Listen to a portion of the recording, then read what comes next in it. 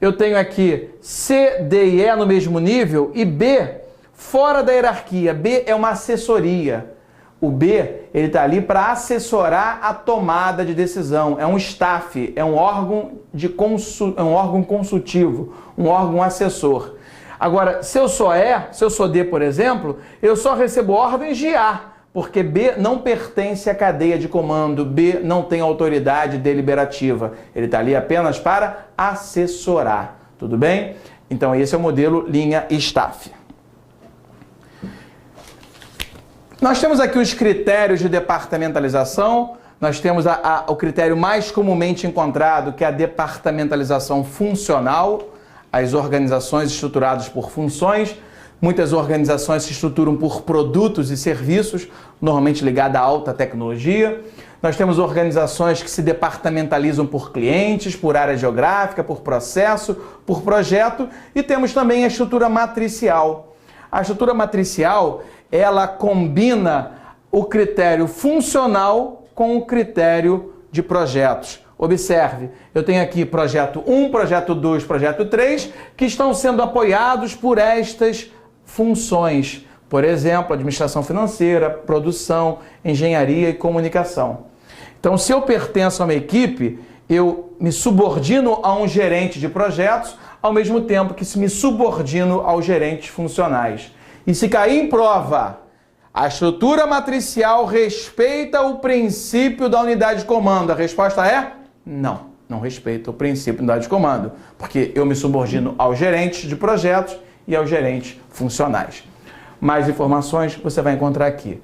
Infelizmente, não vai dar para falar sobre isso. Embora, olha como é que tudo é muito lindo, tudo muito belo. Como na aula do TRT do Rio de Janeiro eram 2 horas, e foi até um pouco mais, acho que foi 2 horas e meia, tem lá uma aula show, quer dizer, show seria pretensão minha, tem uma aula legal lá falando sobre estruturas organizacionais, ok? Está lá naquele curso gratuito. Bem, eu gostaria, isso aí eu acabei dando lá no aulão, ao vivo, vamos falar aqui administração em versos, acho que vale a pena, tá? Administração em versos. Para administrar, olha que coisa meiga, né? Com tesão, hein, gente?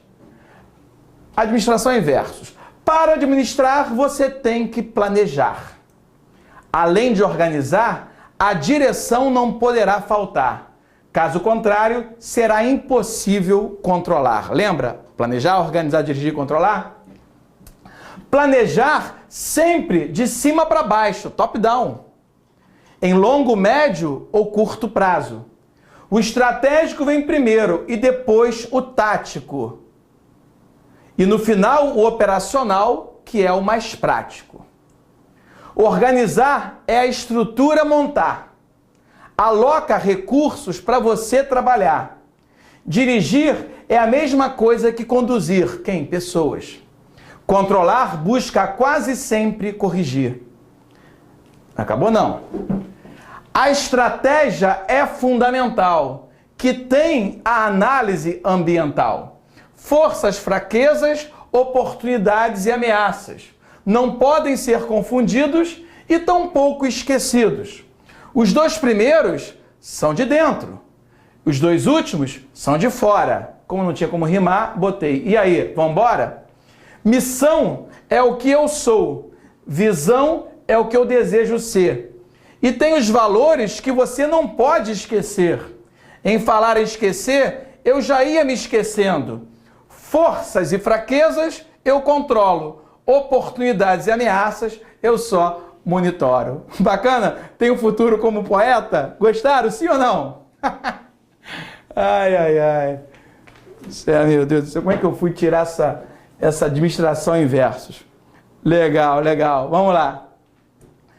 Bem, recursos materiais é uma matéria aí que muita gente tem medo e eu vou tentar, através de algumas questões, faltar em 20 minutos de aula, trabalhar o que você realmente precisa saber. Não o que você realmente precisa saber, você não pode deixar de saber isso para ir para a sua prova, ok? Legal, então. Seguinte, vamos fazer a primeira questão.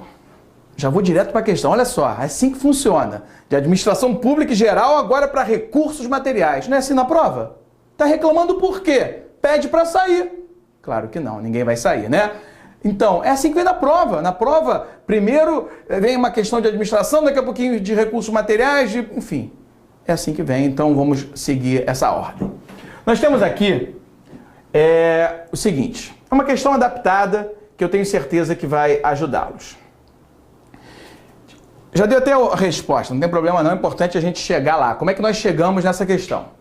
Com base no gráfico acima, que representa a variação da demanda de determinado produto, verifique-se tendência crescente. Olha aqui, ó, do lado esquerdo, no eixo Y, nós temos a demanda, ou seja, o consumo, e no eixo X, nós temos o quê? O tempo. E se você observar, olha só, a demanda está aumentando, diminuindo, aumentando, diminuindo, aumentando, diminuindo. No entanto, tem uma tendência o quê? Crescente. Está enxergando isso? Olha aqui. Com base no gráfico acima, que representa a variação de demanda de determinado produto, verifique-se uma tendência crescente. Legal. Num período de 3 anos. Olha aqui o período de 3 anos. Primeiro ano, ó, primeiro trimestre, segundo, terceiro, quarto trimestre, 1 ano. Depois vem mais 4 trimestres, 2 anos, e aqui mais 3 anos. Em 3 anos são 12 trimestres. Então, 3 meses, 6 meses, 9 meses, 12, 15, 18, 21, 24, 27, 30, 33, 36. Tudo bem? Ok. Aí ele pergunta o seguinte, qual é a média trimestral da demanda no primeiro ano? É uma questão que se de repente cair, você não pode errar.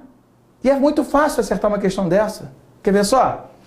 Ele quer saber qual é a média mensal. Quer dizer, desculpa, qual é a média trimestral da demanda no primeiro ano. O que acontece? Isso aqui não é o primeiro trimestre? Sim ou não? Sim. Qual foi a demanda? Olha aqui. De 1.000. Está aqui, ó. Está aqui no gráfico. Concorda comigo? Está aqui no gráfico. Olha o ponto 1.000 aqui. 1.000. Ok? No segundo trimestre. Vamos ver qual foi? Ó. Joga esse 2 aqui lá para cima. O que é isso? 3.000. Ficou claro isso? Claro que sim. Terceiro trimestre do primeiro ano. Olha aqui, vamos jogar lá para cima. Onde vai bater lá em cima? Vai bater onde? No 4.000. Ok? E o quarto trimestre? Onde vai bater? Vai bater aqui, ó. Aonde? No 2.000. Ah, então ficou fácil. Se eu quero a média dos 4 primeiros trimestres do primeiro ano, ficou fácil. 1.000 com 2.000 dá quanto? 3.000. 3.000 com 3.000. 3.000 com 3 dá o quê? 6.000. Com 4.000, 10.000. Não são 4 trimestres? Sim. 10.000 dividido por 4 dá o quê? 2.500 unidades. Legal? Beleza. Ficou fácil, né? 1.000 com 2.000, 3.000. Com 3.000, 6.000. Com 4.000, 10.000. 10.000 dividido por 4, 2.500 unidades. Legal? Beleza. No gráfico acima, já está a resposta. Perdão. Eu acabei errando ali na hora de formatar. Eu acabei salvando o outro. Enfim, agora não adianta. No gráfico acima podemos notar, não é acima, é gráfico abaixo, tá? No gráfico acima podemos notar que durante os meses de abril, maio e junho e julho, olha só que interessante. Novamente, nós temos aqui a demanda, a quantidade, e aqui nós temos o time, o tempo. Janeiro, fevereiro, março, abril. Olha a demanda, ó. Daqui a pouquinho, quando essa reta aqui toca esse eixo, é porque o estoque chegou o quê? A 0. Então, chegou a 0, concorda comigo? Mas só que chegou a 0 e a demanda continuou existindo. Em maio, ok? Em abril, em maio, em junho e julho. No entanto, nós não tínhamos material para fornecer. Então, eu posso dizer que o estoque esteve a 0 e deixou de atender uma quantidade de quê? De 300 peças. Olha aqui, menos 300 peças. Porque isso aqui é chamado de ponto de ruptura. O ponto de ruptura é o momento em que a reta da demanda toca o eixo do tempo. Porque na hora que ela toca o eixo do tempo, é porque o Y é 0. 0 é a quantidade. Ok? 0 é a quantidade. Muito bem. Olha essa questão aqui. Ela é bem legal.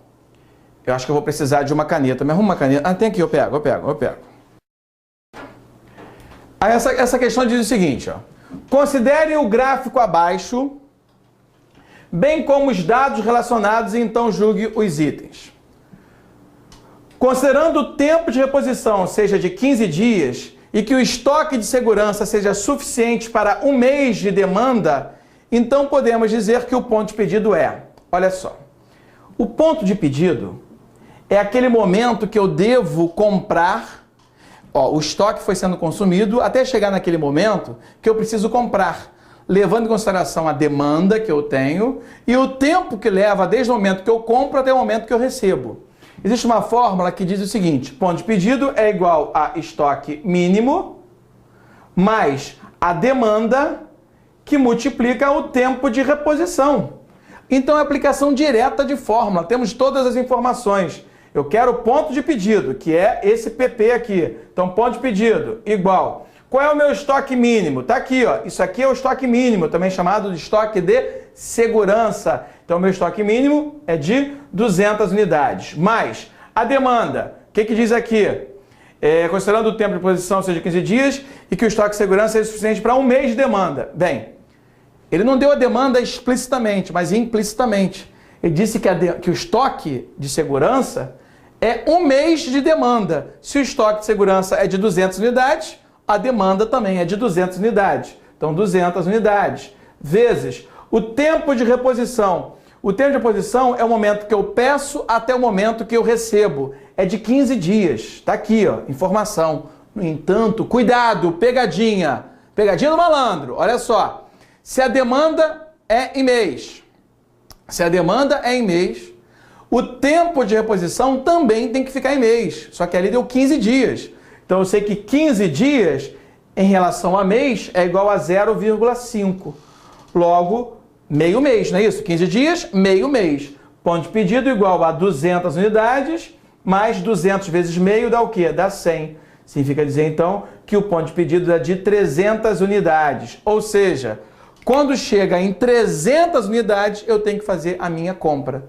Porque eu tenho que levar em consideração a demanda que existe e ainda o tempo que leva do momento que eu peço ao momento que eu recebo. Aplicação direta de fórmula, ok? Muito bem, muito bem, muito bem.